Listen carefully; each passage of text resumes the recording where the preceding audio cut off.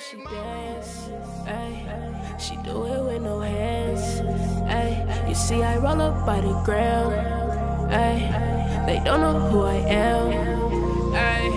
It's crazy how I get it back. So by the end of the month, you're going to have a whole new project out. So can you talk about what it was like putting in the work for this record, like as far as producing, as far as getting collaborations together? More so with the collaborations, I'm one of those people, I just want to create a great song, like, so the collaborations on this project, they all fit, like the songs, they all go together. I hate when I listen to a song and there's one person that outshines the other person. Like, I feel like that's not a good collaboration, because you should take in like the artist's capabilities and like where they should fit in on a song. So that's more so how I went with that. So I'm really excited for those, because I love every single feature like on Game Over. And with the production, I started making this project, I want to say maybe March of 2017. I just recently finished it, probably like June. All of the sessions, I recorded like almost all of the songs myself, other than Jimmy DeRosa.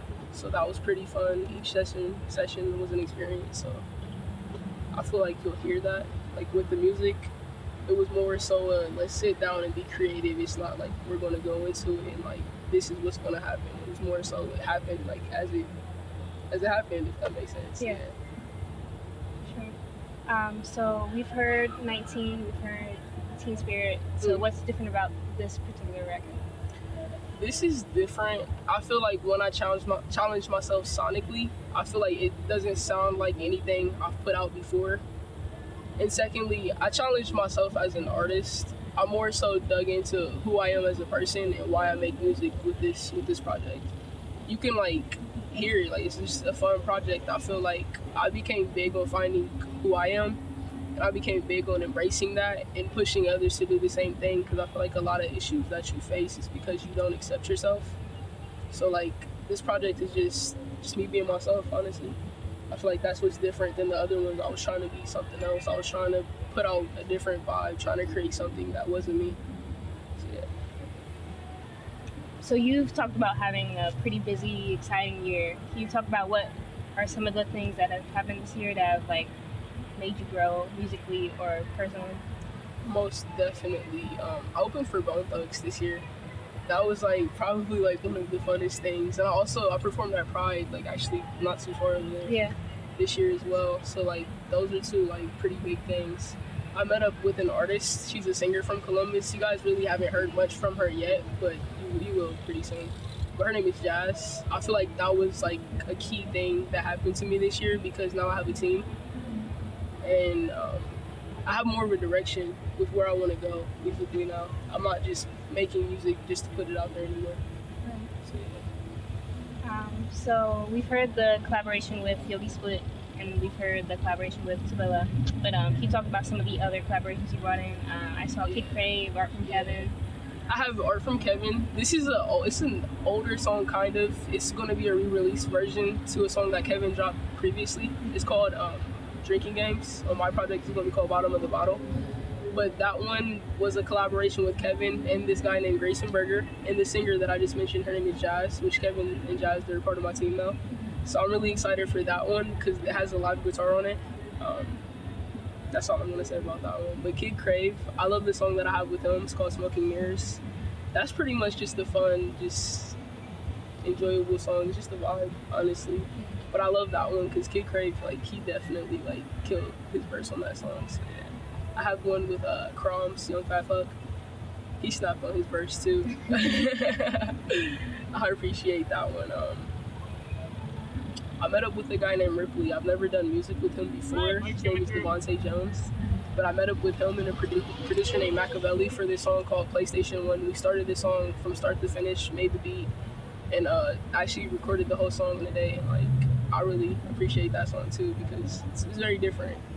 It's a different song. So yeah, I think that's pretty much it for my collaborations though. Mm-hmm. Other than that, the only other person on the project would be Jimmy DeRosa. He did all of the mastering and mixing other than myself. Okay. So I know this is like a basic question, but I've been wondering, why did you name the project Game Over? because I feel like this year I found myself. I found where I want to go with music and where I want to go in life. So I feel like it's game over for all like of the nonsense, all of the bullshit that I was doing before. Like I'm serious. I take myself serious now. So it's pretty much that's the music that was made during that journey. So it's game over. So you told me that Sayota Mile was your safe haven. Can you talk to me about why that is?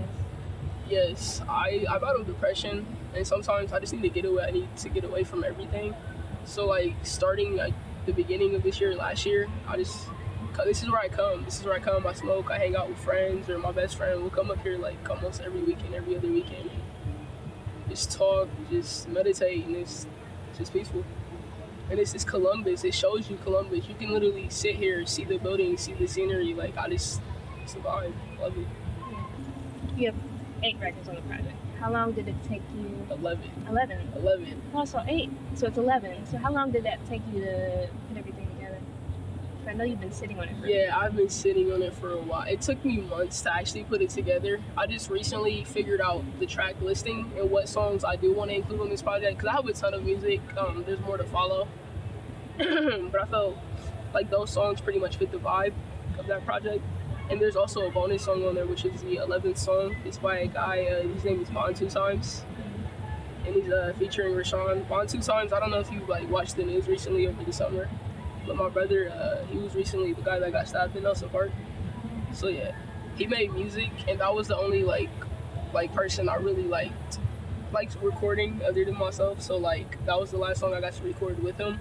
So I'm putting that on the project, and it fits the vibe of like the song. So like I'm also dedicating it to him as well. So yeah, and I've just recently come to that like yeah. And lastly, what do you want people to take away from Game Over? I just want people, if nothing, not even just Game Over, just with my purpose in life in general, if you learn nothing else from me, I just want people to know to be themselves and to love themselves. Because I feel like everyone has their own situations, their own circumstances and things that they go through, but I feel like if you love yourself, that's the key to getting through any situation, anything that you're going through. I feel like that's key. So with this project, if you like learn nothing from it, just be yourself. Oh, I wanted to ask you also, I know I said that was the last question, but It's cool. what do you think of like hip-hop in Columbus right now? Like, do you think it's picking up some steam? Do you think, we still have a ways to go? When you say, do you mean like the music or more so the support? Yeah, the support. Okay, that's a great question. I feel like the support in Columbus, I feel like at first it was very stagnant, but I feel like it's at a place now where there's a big transition happening. I feel like a lot of people are upset with how slow the transition is happening, but I definitely see a transition happening. I see a lot of people that wouldn't give Columbus music the time of day. A lot of people are now turning into supporters, and like I don't think people are realizing that right now. I'm predicting within like the next year or so, like it's gonna be very different than how it is now. Like, cause I can see it like already shifting. Like I can see it. So yeah, I think the support system is actually, it's not where it should be, but it's getting there for sure. Okay. That's the last question. Awesome. I bet you fall in love.